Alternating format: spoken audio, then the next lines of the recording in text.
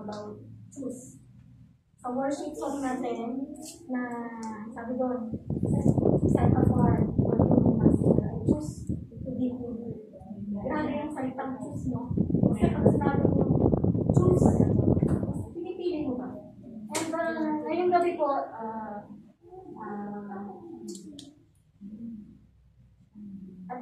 po, connected yung sa topic natin. Dito po tayo, walang paglahes. Yung salita yung Tagalog. Praise the Lord. Di ba po sa buhay natin, meron tayong freedom. Naniniwala po kayo. Sabi ang freedom, this is the power or right to act. Yung freedom. May freedom ka, may kalayaan ka. May kalayaan tayo na speak or think as one wants. And I believe lahat tayo may freedom. Wala naman siguro, walang malaya dito. Tayo nga pinalaya ng Panginoon, di ba? We have the freedom. We get to worship Him, we have the freedom. Di ba? And one of those freedom is our freedom to choose. Meron tayong freedom na pumili. Amen? Agree po ba kayo doon? Diba? To choose, kung pupunta ba tayo dito or hindi. Diba? To choose what we're going to eat. Actually, mamaya, alam natin na may putahe. So, diba? Kung 2 or 3 putahe, mamimili tayo doon. Diba? What we're going to wear. I believe na yung mga suot natin ngayon, pinag-isipan natin yan. Yan yung specific na pinili mo. Diba? Para suotin natin ngayon. To choose where we will go after service. Ay, sa bahay ba? O mag-chuchay pa tayo? Diba? O magpapangdo pa tayo, diba? Or what we're going to do tomorrow. Kasi Sunday eh, karamihan sa atin wala pang pasok. Diba? Amen? Tayo bilang tao, palagi tayong may choice. Noong last week na nabanggit ni Pastor na, huwag naman natin sasabihin na wala tayong choice. No choice eh. Hindi pwedeng walang choice. Hindi pwedeng isa lang. Sabi, choice. We always have a choice. Kasi ang meaning nga ng choice, nagsasabi choice. An act of choosing between 2 or more possibilities. Ibig sabihin, between 2. May sinabi, choice is an act of choosing to one possibility. Hindi naman sinabing gano'n eh.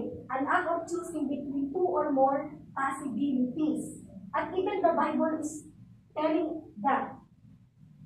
In Deuteronomy chapter 30 verse 15, see, I have set before you today, that is speaking, life and good, death and evil. So, bakit naman God set before us choices. May pagpilian. Amen? God made us free to choose between life and death, good and evil. Diba? Dalawa. And, alam niyo po ba na itong yung freedom to choose, tayo bilang tao, diba sabi natin ngayon tayo, freedom to choose. Ito rin po yung mag-define us as a human being. Yung mga bagay na pinipili natin, our choices can define us. Sa paanong paraan po ba?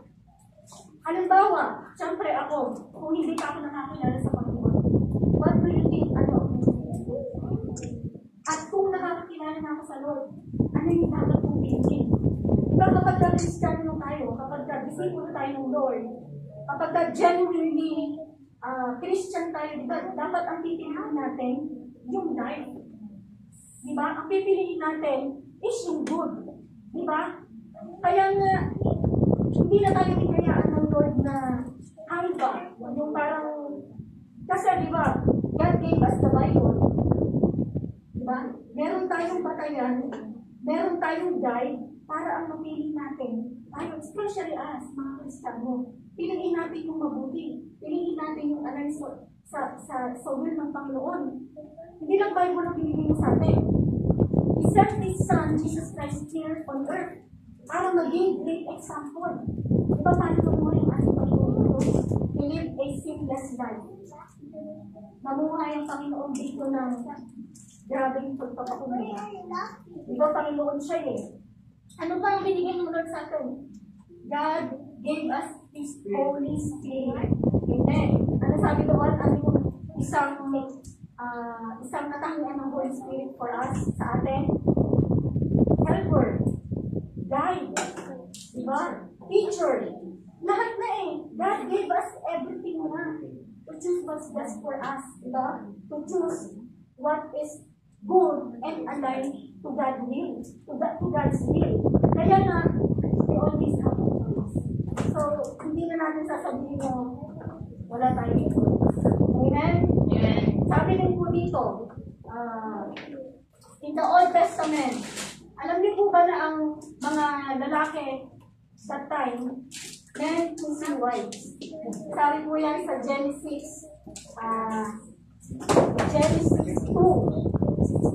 Genesis 2, kasi ba natin basahin? Genesis 6:2. They married any of them they chose. Hindi pala siya, siguro maraming babae mo. Tapos ikaw ang gusto mong mapangasawa. O diba, bongga? The Lord. And then, si Lot. Kilala niyo po si Lot? Yes. Diba sinasabi mo natin si Lot? Ay, pala yung asawa pala yung Lot. Lot chose the cities of the plain. Kasi diba maraming lupain sa Abraham. At siya, nung nag-decide siya na hinuwalay mo siya kay Abraham, siya nalili ng place na pupuntahan niya. At yun yung cities of the plain. Mababasa po natin yan sa Genesis 13, verse 11. And those time po, often of kings choosing soldiers to battle. Because even nga si David, diba? Nung nagkasala siya, si Uriah, diba? Pinili niya si Uriah bilang maging siya yung sa pinakauna, sa front. Diba? Alam natin yung nangyari. So, marami pong mga kings those times na sila pumipili kung yung mga soldiers na isisend nila into battle. Amen? Mababasa po natin sa Exodus 79, Joshua 8:3, and 1 Samuel 32. And then, God chose Abraham. Diba? Ay, si Lord. Diba nangyari? Amen? God chose Abraham. Yun na po, ang Panginoon natin. Namimili siya ang person, kumbaga, panalo. Eh, tayo dito, hindi tayo. Mga chosen people tayo. God chose Abraham and made according to him. O diba, bakit kay Abraham pa? Ay, hindi marami naman ng tao. Because si Abraham, siya yung right sa paningin ng Diyos. Who else? God chose Moses as leader. Diba? Si Moses na stutter, pero siya yung pinili ng Lord para mapalaya ang mga Israelita. Diba? And Saul as king. Si Saul. And even David, God chose David as second king of Israel and a man after his own heart. Tignan mo natin, no? That's the Lord na siya ng mga tao. And dito din po sa Genesis verse 3:1-3. Ito naman po si Adam and Eve. Ito po yung the fall. Diba? Ito yung nung nag-fall ang tao. And diba, no, si Adam at saka si Eve na-experience nila yung grace ng Panginoon. And they followed also God's word. Until itong serpent na ito dumating. At binisig sila. Binisig about sa lies about the truth, diba? Lies about God, diba? Tapos lies about consequences, diba? Yung consequences na sinasabi, ay talaga ba? Nakapag-kinain mo, mamamatay mo. Diba? Lies ng enemy sa kay Eve. Pero alam nyo, may choice, may choice si Eve na hindi paniwalaan yung enemy, hindi paniwalaan yung serpent, pero pinili ng paniwalaan hanggang sa kinain niya yung forbidden fruit ng tree. Okay? So ngayon po tayo, hindi talaga tayo exempted sa pagpili between life and death. Andiyan po yun. Diba? Tayo kapag pinipili natin ang mabuti, diba? Ang enemy, talagang meron sa gagawin para isang bitag niya sa atin yun eh. Diba? At may free will tayo. free will na yun, yung freedom natin to choose, yung free will natin, between, kumbaga yung tayo may freedom to choose, yung free will, hindi yung ginanong ng Panginoon. Diba? Hindi tayo ginawang ng Panginoon. Kaya dapat tayo, pipiliin natin is life and good. Sabi nga yan. Ito pa ako isa. God chose Israel to be his own people. Sabi ko na po kanina. God chose you and me. God chose us to represent Him on this earth. Amen po? Tayo po yung representatives ng Panginoon here on earth para maging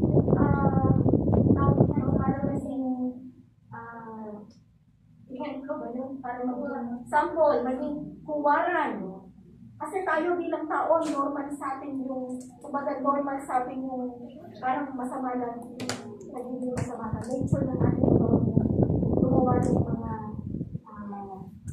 worldly, mga ganyan, diba? So, imagine, napakaraming pagpipilian doon, pero paano yung piliin niya?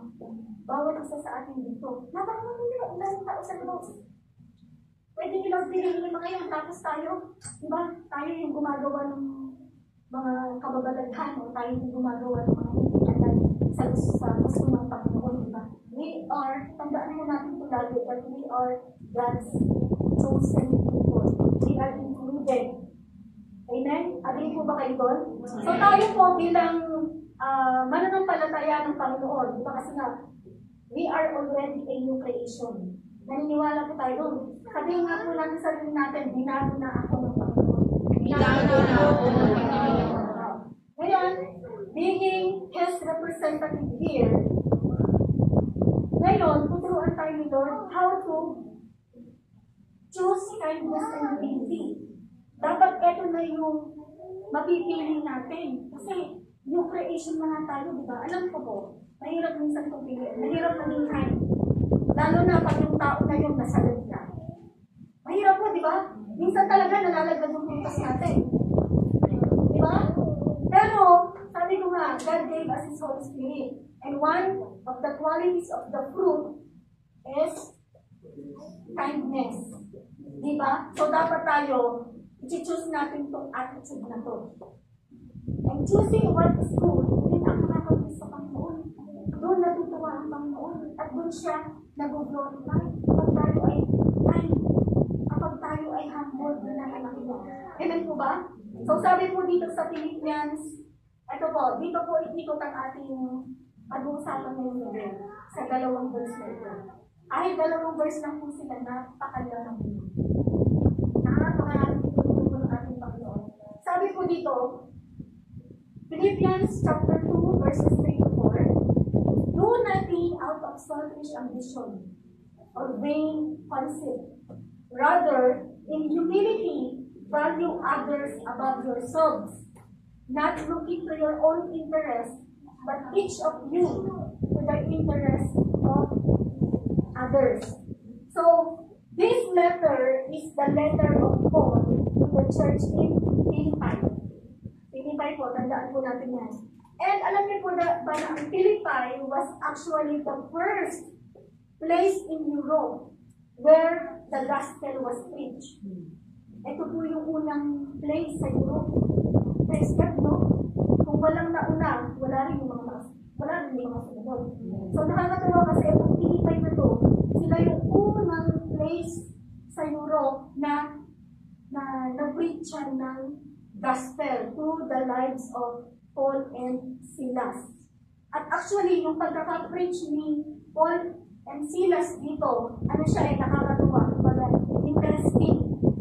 Kasi ito yung, ito po, ipapakita ko po sa inyo yung map. Yan po.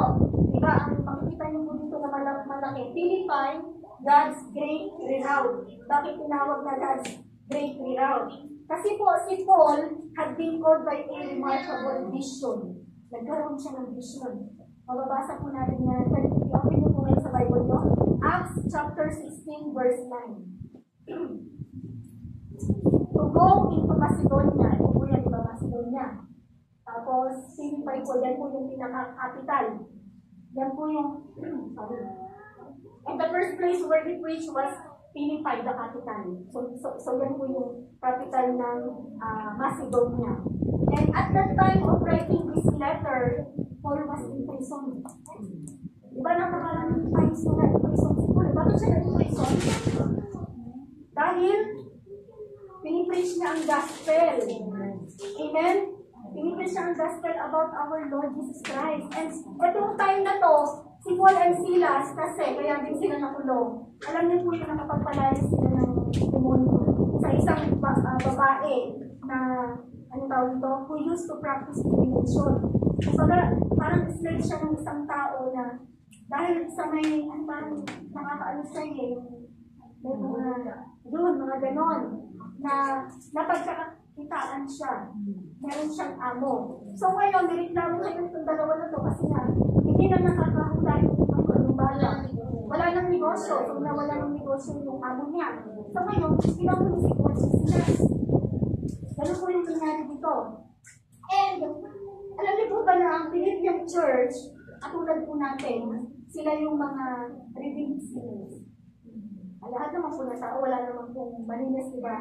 All of us, we are all sinners and we have been redeemed by our Jesus Christ. Kaya nga po, naano natin, pinipreach natin yung gospel, lalo na sa mga tao na hindi nakakalala sa ating Panginoon. And alam niyo po ba, sa passage po na ito, Paul exhort na sila po ay mabuhay ng, kumbaga, to live together, not according to the flesh. Kaya sabi niya, but rather to follow the example of Christ in humility. Humility, kindness, putting one another first. So, ito po. Okay? And, ito yung letter po ni Paul sa Philippi, his reason, one of his reason is to thank this itong mga Philippi na ito. Kasi, itong church na to, nung time na nakulong si Paul and Silas, kumbaga, to thank the church for the kindness. Kasi, di ba, yan, ano ba naman tayo po, no? Meron tayong mga hinihiling sa ating mga kapatid. Halimbawa, financial, and hindi tayo napag-ibig ng financial. So, prayer, di ba po, kung ipinag-pray tayo, malaking bagay po ng prayer. Kasi, the prayer of a righteous person is powerful and effective. And that is what we need more than money. Yan po ba? So, ganun po yung mga Philippians. Pinag-pray that time nila si Paul. Kaya nga ang reason ni Paul was to thank the church for their kindness and practical care and hope them. Kumbaga, with the hope that they would soon, kumbaga, makakalaya sila. Kumbaga, makakalaya sila. And what happened? Diba? Nakalaya sila. Natanggal yung mga change. Diba? At ito pong Philippians is one of the most affectionate epistles. Sabi na po bakit? Written in the language of a father or a tender friend. Diba? Rather than the commands of one authority. Kasi si Paul, meron siyang authority to rebuke. Kumbaga, i-rebuke yung mga believers dito sa church na ito. Katulad ng, diba, ano yung uri ng sulat ni Paul. Katulad sa mga Christians. Diba dito malindi? Rebuke. Kumbaga, walang sugarcoat. Hindi siya sugarcoat. Pero dito, yung letter ni Paul, diba, parang ang soft. Amen. With love. Kaya na, diba, Paul is teaching us to what living for Christ means like. Sabi ito, Paul said, do nothing out of selfish ambition or vain conceit, but in humility count others more significant than yourself. Alam niyo po, sa 2 verse na to, ulitin ko talaga. Amen. Parang tumimo sa ating puso. Kasi dito lang po talaga iikot ang ating pag-uusapan nito. At dito po sa 2 verses na to, si Paul, bibigyan niya tayo ng 5 attitudes na dapat yun yung pipiliin natin. Amen? So, 5 attitudes we must choose. Christian na tayo. Ano tayo? Meron ba tayo? Pananampalataya tayo ng Lord? Binago na tayo ng Lord. Kaya dapat, eto, yung dapat natin piliin. Hindi natin pipiliin yung kabilang side. Amen po ba? So, number 1. Ready na po ba kayo? Number 1 na tayo. So, 5 po ito. Amen? Yung sinulatan ni Paul dito, diba sulat dito sa mga Pilipinas, sila na po ay mga believers. Ngayon, lahat po tayo dito, we are believers na. Amen? So, let's start. Sabi po dito, do nothing out of selfish ambition or vain conceit. Do nothing. Hindi sinabi dito na, Sis Kaysel, do almost everything. Or do everything. Do all important things. Do some things. Hindi, do nothing. Naiintindihan ko ba natin yun? Do nothing for selfish ambition or conceit. Diba, ito po. Walang anumang ginagawa natin bilang mga Kristiyano ang dapat magmula sa pagnanais na mag-glorify tayo. I will do this para malaman nila na magaling ako. Magaling ako dito, magaling ako dyan. Hindi dapat ganun. Hindi dapat ganun. Yung ginagawa natin. Kaya ang sabi dito, do natin, hindi naman sinabi, do everything, do almost everything. Diba? At isa pa po, wala tayong dapat gawin bilang mga Kristiyano upang tayo ay magmungang mataas sa mga kapatid natin. Gagawin ko to kasi magaling ako sa kanya. Sila, ko lang sila, member ko lang sila. Ngayon, gagawin ko to kasi ako leader. So, hindi po dapat ganun ng thinking natin at mamaya po, pagkakaroon pa. So, mag-pause po tayo sa prayer. And let us examine our heart. Is that how we live our life in our local church? Ganyan po ba tayong mabuhay? Dito sa Only by Grace Church, na gumagawa, kumbaga wala tayong ginagawa na do nothing out of our selfish ambition. Mukhang nga nabanggit ko kanina. Ganyan po kayo pamumuhay natin dito sa local church. I will do this. Not dapat ang thinking natin, I will do this to glorify God. I will do this not for myself, but to God. Ganyan po ba tayo dito sa church? And I believe po, yes. Kasi nakikita po natin yan. Wala po dito yung kabilang attitude. So dito po, praise the Lord kasi ganyan po tayo lahat dito. Is that the approach we take in ministry? Yes or no? Again, does hosting your small group make me feel superior to those in your group? No. Amen? Dapat po, hindi gano'n ang maramdaman natin. Dahil po, doon natin out of selfish ambition. Kasi selfish ambition is one of the work of the flesh. Sabi po sa Galatians 5. Galatians 5, 19 to 21. Verses 19 to 21. Sabi po dito, the acts of the flesh are obvious. Sexual immorality. Bilangin po natin. Sexual immorality, impurity, debauching, idolatry, and witchcraft, hatred, discord, jealousy, fits of rage, selfish ambition, dissensions, factions, and envy, drunkenness, orgies, and the like. I warn you, sabi ni Paul. Si Paul din po nagsulat nito sa mga Galatians. Diba matindi? So, talagang review, straight to the point, no sugarcoating. Amen? I warn you, as I did before, that those who live like this will not inherit the kingdom of heaven. So dito po sa 19:21 verses na ito, makikita po natin dito yung 15 works of the flesh. Kung tayo po ay gumagawa ng isang bagay out of selfish ambition, ibig sabihin po, flesh yung nangunguna sa iyo. Flesh yung nagpapatakbo. Napakalino po, diba? Dito po, 3 of them have to do with sexual immorality. Sama po yung, tapos po yung witchcraft, drunkenness, orgies, or debauchery. And 8 of them naman po are basic attitude of heart. Kumbaga, basic. Katulad po ng, kumbaga, ito po yung which God finds masulat sa Panginoon, like pride, hating someone. Ako, kapag makakapil tayo ng pride, yun, hating someone, ito yung, ano to, basic. Believe me, basic to. Nararanasan natin to. But ngayon, tinuturuan tayo ni Lord. Words of the flesh pala ito. Di ba kailangan ang mauuna sa atin, spirit ng Panginoon. Ito po, like pride, hating someone. I believe naman po, wala namang siguro may sa ibang tao praise God. Jealousy, envy, factions, and selfish ambition. Diba? Siguro hindi man natin sila na-aak. Pero kung nasa puso natin sila, delikado po ito. Words of the flesh. Nakikita po ba natin ang mga values na po sa atin? Praise the Lord.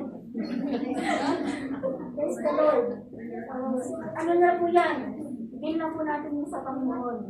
Diba? So tayo maging selfish. Selfish ambition. Tumuturo po sa atin.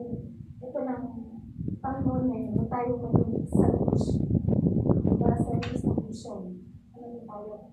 Ayan. Do nothing out of selfish ambition. Meron parang there's nothing wrong to be ambitious. Ambitiosa, di ba? Pero, make sure na align to sa God's will. Kasi nga, di ba, selfish ambition ito sabihin, may ibang klaseng ambisyon. Mag-gets po natin, ito po kasi ambisyon na to, selfish. So, ibig sabihin, may ambisyon. Na dapat, magkaroon tayo ng ambisyon that is aligned to God. Amen po ba?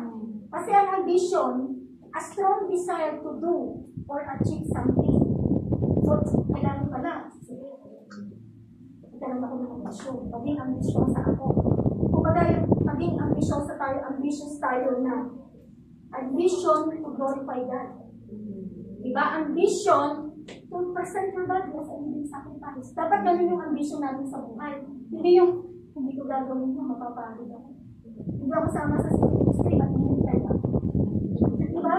Hinintay ako, papawisan ako. Yung mga ganung bagay. Diba? Mga simple, pero totoo. Diba po? Kasi ako din tinamaan. Diba? Kailangan po yung ambition natin is to be filled with the Holy Spirit. Kailangan ganun yung mga marunong nga tayo mag-ambisyon sa ibang bagay. Diba? Sa about pa kaya sa Panginoon, hindi tayo mag-ambisyon. Ang ambition natin doon, ako kaya yung anak ko. Pag mga ganun zero ba? Maging, ambisyon doon. Mga ganyang bagay, diba? Maging, ano tayo? Praise the Lord. Mabuti ang Panginoon, mga kapatid. Diba tayo mga Kristiyano. Yung ibang tao mo, grabe ang ambisyon nila sa buhay. At nakukuha nila yun. Tayo pang Kristiyano. Diba? Ang tatay natin, yung Panginoon na nasa langit. May gawa ng langit at lupa, may gawa ng lahat ng bagay. Even us, na may likha sa atin, diba? So, I believe, kapag yung ambition natin is aligned to God's will, He will give us. Diba? So ngayon, mag-a-ambition na tayo ng yung mataas na ba? Kung dati ito lang yung ambition natin, taasan natin ang konti. Amen. Ito po, si Lord Jesus din, naka-encounter siya ng mga ambitious, kumbaga, yun naman po yung Tagalog na ambition na lang, ambitious person, para hindi naman po masyadong. Even our Lord Jesus Christ. Sabi po dito sa Matthew 20:21, kami basa mo ako. She said, "Grant that one of these two sons of mine be seated at your right and the other at your left in your kingdom." O, diba ang tindi ng ambisyon ng nanay ng dalawang disciple? Nanay po ng dalawang disciple lumapit kay James and Zebedee, yung nanay nila lumapit kay Jesus. Ngayon, ang request nila kay Jesus, sabi ni Jesus, so what is it you want? Sabi ng nanay, she said, "Grant that one of these two sons of mine may sit at your right and the other at your left." Napakatindi. Doon yun sa langit. Kumbaga yung, syempre, di ba, grabe, praise God sa nanay nila kasi grabe yung desire niya sa mga anak niya. And I believe tayo rin po, may mga desire tayo sa, ako po sa hindi pa naman. So yung mga nanay nyo, I believe na yung desire nyo sa mga anak nyo is makatapos, magkaroon ng magandang kinabukasan, magkaroon ng maayos na trabaho. Di ba po? Ganun lang desire natin. How much more yung desire ng Lord sa atin? Desire niya, sabi nga, may plans for you is to prosper and not harm you. That is the encouragement of God sa atin. Kaya nga lagi ko po sinasabi, every time na dito, na inalaw ni Lord na tumayo ko dito, hindi tayo basta-basta. Kaya kung may times tayo na nakikita natin yung sarili natin na wala lang ako, hindi tayo just. Amen? So yun po. Tignan po natin mo, even pala ito, syempre, diba, itong dalawa na to. Kumbaga, nagkaroon po ng ganitong desire. Even sila na nakasama nila si Jesus Christ, kumbaga, siguro niligtas nila sa nanin nila, no? Hindi natin lang kasi hindi naman nasabi. So sila kahit na nakasama nila si Jesus Christ na nakita nila yung power ni Jesus, nakita nila yung mga ginagawa. Sobrang sila sa lahat ng mga miracles na ginagawa nila, diba, andun sila. Tapos, meron silang ganito condition. Diba? So, kaya tayo, tinuturuan tayo ng Lord na ano kasi ito yung works of the flesh, no works of the enemy. So, pag meron tayong mga negative na ambition, mga selfish ambition. Kasi kahit natin dalawa ito, kasama yung isa. Ngayon, kahit na nasa church tayo, nag-a-attend tayo ng mga gawain. Ngayon, kung meron tayong ganitong selfish ambition, ano po? Kaya sabi sa kanta kanina, purify my heart. Ipapapurify natin sa Lord yung puso natin. Kasi, napaka-importante na tayo ay nag-believe sa Panginoon. Ito, hindi po tayo perfect wala ko sa ating Panginoon. We are perfect in spirit. Pero, as soon as we can, by the help, the power of the Holy Spirit, ipadin natin sa Panginoon. Kung meron tayong mga ganun na selfish ambition, sa puso man natin yan o sa isipan. Ipadin po natin sa Panginoon. Amen po ba? And even dito po sa Acts 8:20, when Simon saw the Spirit was given at the laying on of the apostles' hands, he offered the money. Ito po si Simon po, siya po ay isang Samaritan magus, or ano po siya, religyoso. And kumbaga po, na-convert siya into Christianity kasi grabe, napaka-powerful yung pag-preach ng mga ginamit ni Lord those times, sila Paul, sila Peter. Ngayon po itong si Simon, Samaritan people na convert ng Christianity. So, na-amaze siya sa mga ginawa ng Panginoon through the lives of those apostles. Kasi grabe naman talagang nagawa nila. So, when Simon saw that the Spirit was given at the laying on of the apostles' hand, he offered them money. Bagay po si Simon, in-offer niya ng money si Peter. Sabi, give me also this ability. Hindi po nabibili ang gifts of the Holy Spirit. Hindi po yung nabibili. Amen? Give me also this ability so that everyone on whom I lay my hands may receive the Holy Spirit. Anointing has a cost.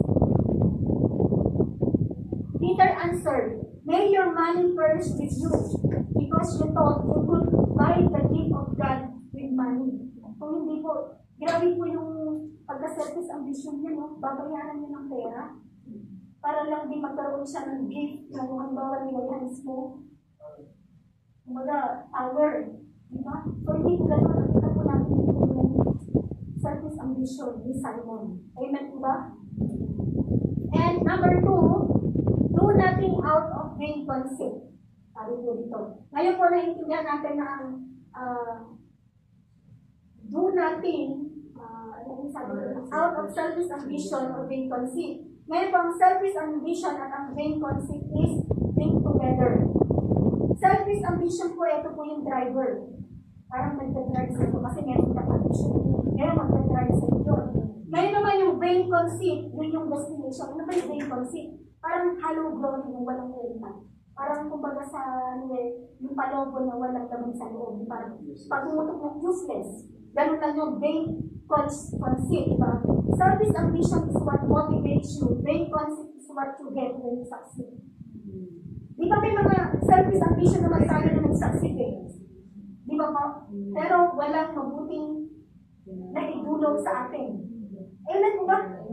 Walang mabuti, walang mabuting na kinalabasan sa atin. So, ngayon, kung ang ambition natin is align to God's will, posible po, 100% sure, meron tayo diyang mapapagawa. Meron magandang mangyari sa atin. But if it's selfish ambition, wala. Vain lang siya. Sayang. Diba? So ngayon, yung effort mo na sayang, gamitin mo na lang sa tamang ambisyon. Amen po ba? Si Lucifer po. Sino nakakilala kay Lucifer? Amen. Lahat po tayo. Sabi po dito sa Isaiah 42:1-40, how you have fallen from heaven, morning star. Morning star ang tawag kay Lucifer. Diba siya nga yung pinaka parang leader ng mga worshiper sa langit. Chief. Ang pinaka-chief, tignan po natin. Dahil lang sa kanyang selfish ambition, anong nangyari? Diba? You have been cast down to the earth. You who once made known the nations. You said in your heart, tignan po natin, in your heart, sa heart, makita ng Lord. You said in your heart, I will ascend to the heavens. Diba? Ano yung klaseng ambition niya dito? Selfish. I will raise my throne above the stars of God. Ang galing, di ba? I will sit enthroned on the Mount of Assembly, on the utmost heights of Mount Zaphon. I will ascend above the tops of the clouds. I will make myself like the Most High. Tignan po natin, that was Lucifer's dream concept. Ano po ang nangyari sa kanya? Kasi yung ambition niya ba na to make himself like the Most High God? Di ba? Yung gusto niya. Kaya po tayo, kapag may mga gusto mo at pagsalat, mga ganitong bagay, i-rebuke na po natin ito. Amen? Kasi kapag mga ganitong bagay po talaga, halimbawa mga pagmataas, gano'n, ibababa ng yung tayo po, ako din po, napagkawalan sa mga nasabang ko. Because God loves me. Pag hinahabol lang po tayo ng Panginoon, kasi mahal tayo ng Lord. Ayaw din na tayo ay mapahama. Amen po ba? Amen. So number 3. Pangat na po tayo, Christian. In humility, consider others better than yourself. Sabi po dito. In humility, consider others better than yourself. Sabi po sa Philippians 2:3. Carry each other's burdens, and in this way, you will fulfill the law of Christ. Ano po ba yung law na sinasabi dito? Love one another. Love one another. Ayan. Carry each other's burdens, and in this way, you will fulfill the law of God. So, tingnan po natin, no? By carrying each other's burdens, we are fulfilling the law of Christ. Amen? And let us consider na tayo, hindi tayo better sa iba. Kaya mas magandang isipin natin, mas better sila sa atin. Amen? Si Paul din po, Paul's use of his freedom. Though, Romans 12:10, though I am free and belong to no one, I have made myself a slave to everyone. Tignan po natin yung kababaang loob dito ni Paul. To win, kumbaga po, I have made myself a slave to everyone to win as many as possible. Diba ang focus dito ni Paul? Hindi sa sarili niya to others. Ganun dapat mag-isip ang isang Kristiyano. Pino-consider niya na, kasi binabay niya sa sarili niya, I have made myself a slave to everyone. Isa pa, may isang tao pa po na, amen, Jesus. Matthew 20, verse 28. Just as the Son of Man did not come to be served. Tandaan po natin yan. Si Jesus Christ, hindi siya bumaba dito para magsilbi lang siya. Apa nga nagsisilbi? Nagugas pa siya ng paa ng mga disciples. Imagine that? Yung Panginoon, nung hugasan yung paa ng mga disciples, di ba? The Son of Man did not come to be served, but to serve. Hindi lang yun. Hindi lang siya para mag-serve. And to give His life para sa atin na naman. Tayo na naman yung inisip ni Lord. Puro na lang tayo yung inisip ni Lord. Diba? Kaya nga sabi, who we are that you are so mindful sa atin. Who we are ba? Nakatanong ko ba natin sa sarili natin? natin who we are. Di ba, kumbaga po, we did not deserve the grace, the love ng Panginoon, the mercy. Pero binigyan niya sa atin. Binigay pa niya ng buhay niya para tayo magkaroon ng buhay na walang hanggan. Amen? Kaya napakagandang example ni Jesus Christ. He did not came here to serve, to be served, but to serve. Tayo rin po, andito tayo to serve. Hindi para magsilbihan tayo, but to serve. Magsiserve tayo sa kapwa natin. Lahat po tayo dito. Lahat po tayo dito is servant ng ating Panginoon. Amen po ba? Amen. Na pumapasok po ba sa puso natin? Amen po. So, praise the Lord, no? Grabe ang pagtuturo sa atin. Ano po ba po? Yan. In humility, value others above yourself. With humility. See, humility is the key. In humility, value others above yourself. Kasi, pag meron tayong humility, nakita natin na, Lord, katulad bang din ako nitong kapatid ko na ito, na hindi ko deserve ng forgiveness na pero binigay mo sa akin. Diba? Mas, pag may humility tayo, mas makikita natin yung glory ng Panginoon. Mas makikita natin yung, mas ma-appreciate natin yung ginawa niya sa atin. Lord, grabe. Kumbaga, hindi yung nangyari kay Jesus Christ na pinako sa cross, diba, hindi nga daw hindi nga siya mamumukhaan na si Jesus Christ kasi punong-puno ng sugat ang kanyang katawan. At ginawa niya yung para sa atin. Diba po? So, si Jesus Christ nagpaka-humble. Ay, Diyos siya. Diyos ang ating Panginoon sa Kristo. Pero ginawa niya yung grabe, humility ang ginawa ni Jesus Christ for us. Amen? So, number 4, stop majoring in your own interest. Sabi dito, not looking to your own interest, but each of you the interest of others. Pero huwag naman natin itong i-misunderstand na, kumbaga, hindi na natin titignan yung own interest natin. Diba? Kasi meron naman yung, diba, ang plan sa atin ng Panginoon ay magandang buhay. Kaya nga po tayo ang dito, ginagawa tayong daluyan ng ating Panginoon for our families. Kasi di ba nga po, siyempre may mga bagay, may mga interest sa pamilya natin na makakain sila tatlong beses sa isang araw, may send natin sa school yung mga kapatid natin, yung mga anak natin. Ngayon, ang tinuturo po sa atin dito, huwag tayong maging apology. Amen. Not looking to your own interest. Gusto natin, ako, saan ako masaya, saan ako magagaanan. Ito lang yung gagawin ko. Diba? Tapos yung iba, habang sila nahihirapan, ito naman, kumbaga naman yung mali mo, yung interest mo lang tinitingnan mo. So, huwag tayo maging apology, huwag tayo maging self-centered. Diba yung mga bata? Diba, tinuturuan natin silang magbigay kasi nature ng tao. Nature ng tao ang maging selfish, maging madamo, ganyan eh. Pero yun nga, sabi ko nga, tayo ay mga new creation na tayo ay ginagawa ng Panginoon. So ngayon kung may mga ganun pa na instances, ipapagin natin sa Panginoon. Amen? Then si Cain at si Abel, di ba? Yung ginawa ni, lagi po ako nandito kasi nung pinatay, si Abel, pinatay po siya ni Cain. Si Cain, yun po. Di ba, grabe yung pagkama ka sarili ni Cain. Di ba? Ano po, interest niya lang tinignan niya doon. And last one, matatapos na po tayo. Look to the interest of others.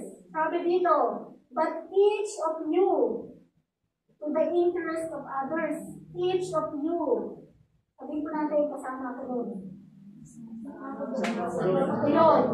Hindi na tayo magpo-focus sa sarili natin, kundi sa iba na. Diba? We look at other people in the light of kung ano yung best sa kanila, kung ano yung better sa kanila, o kung paano natin sila matutulungan. Diba si Jesus Christ, paano niya dinelt yung woman sa well?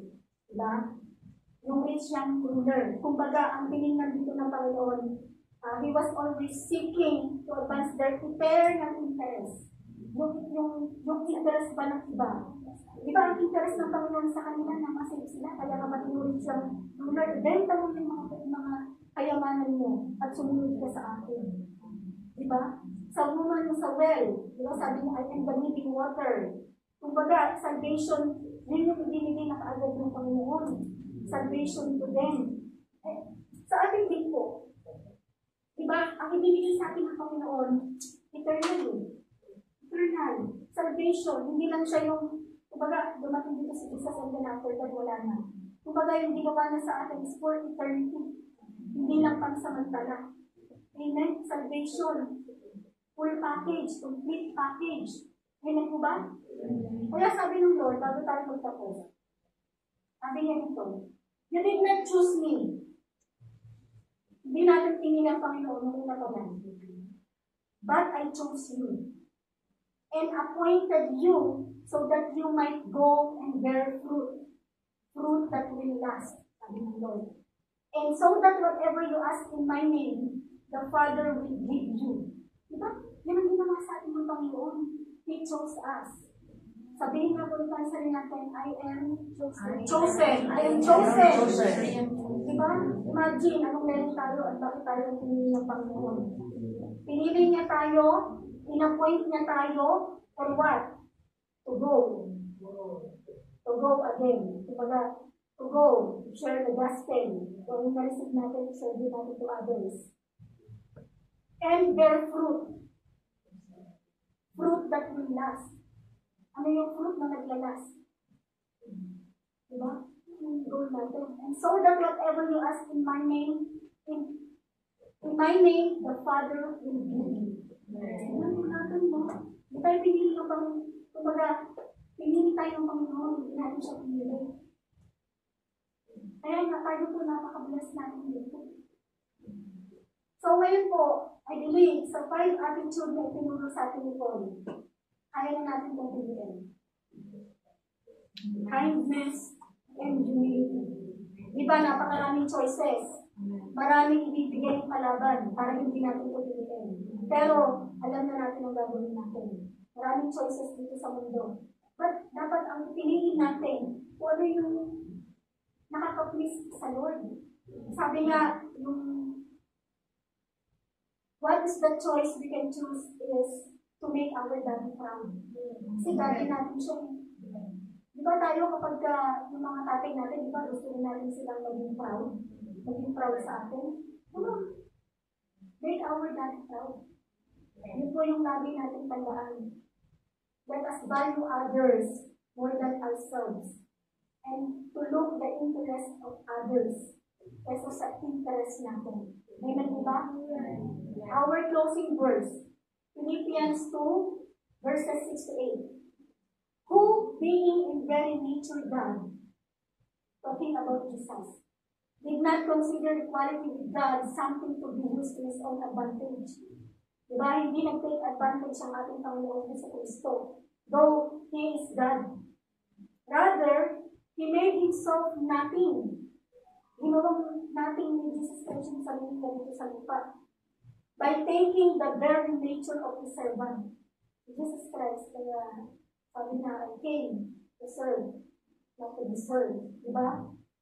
Being made in human likeness, and being found in appearance as a man, He humbled Himself by becoming obedient to God, even death on the cross.